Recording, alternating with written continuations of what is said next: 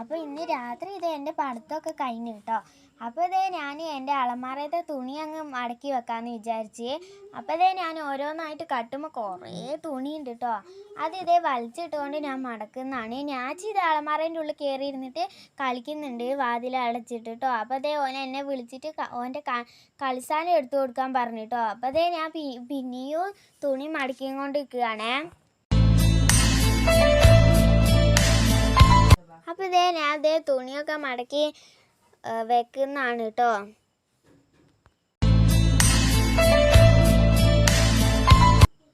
ഒരു ലോഡ് തുണിയുണ്ട് കേട്ടോ കട്ടുമല്. അപ്പോൾ ഞാൻ ഓരോന്നായി വേഗം മടക്കി വെക്കുന്നുണ്ട് കേട്ടോ. ഞാച്ചി അവിടെ ഓളിൻ്റെ കളിസാന പെട്ടിയൊക്കെ വലിച്ചിട്ടിട്ട് ഓൻ കളിക്കുന്നുണ്ട്.